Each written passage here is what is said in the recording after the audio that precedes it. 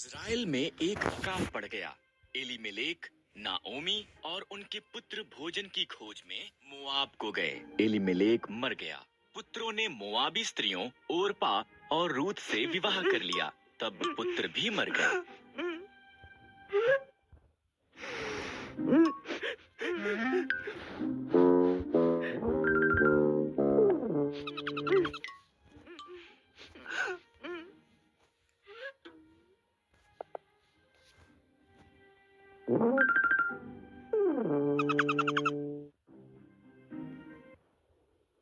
तीनों स्त्रियों के पास पति नहीं थे।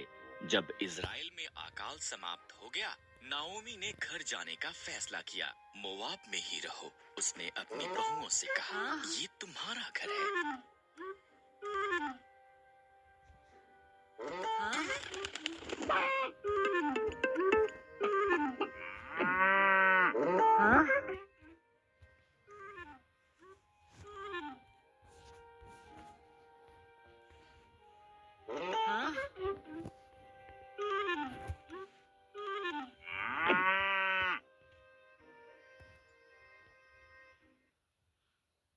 ओरपा वहीं रही, पर रूथ ने कहा, जहाँ भी आप जाओ, मैं चाहूंगी आपके लोग मेरे लोग होंगे, आपका परमेश्वर मेरा परमेश्वर होगा। रूथ और नाओमी इकट्ठे वापस इज़राइल को गईं।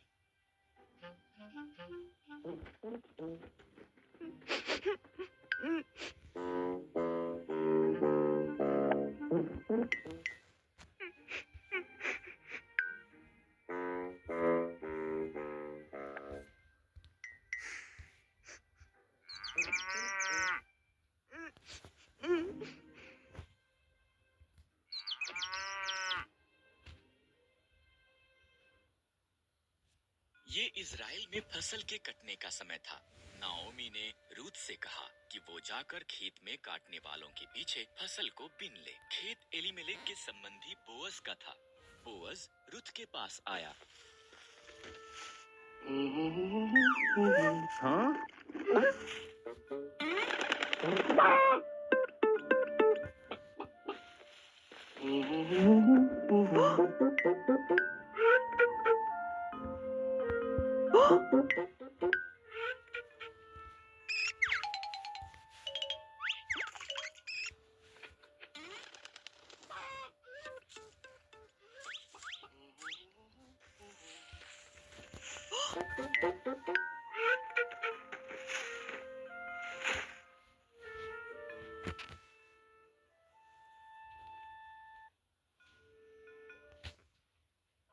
तुम नाओमी के साथ बहुत अच्छी रही हो, बोअज ने कहा।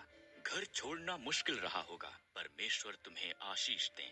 उसने रूथ को भोजन दिया और अपने जवानों को उसकी देख-रेख करने को कहा।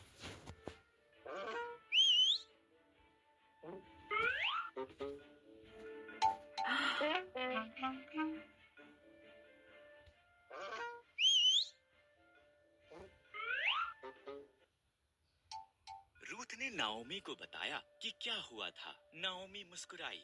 जब कोई मरता है, उसका निकट संबंधी उसके परिवार की देखभाल करता है।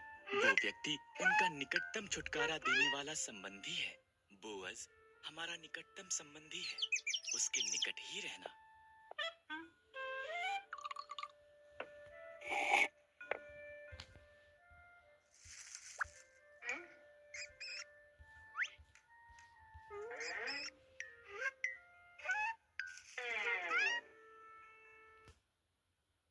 इसलिए रूथ बोअज के निकट रही। वो हर दिन उसे और ज्यादा पसंद करने लगा। बोअज ने एलीमेलेक की जमीन खरीदी और नाओमी और रूथ की देखभाल की। तब उसने रूथ को उसके साथ विवाह करने के लिए कहा।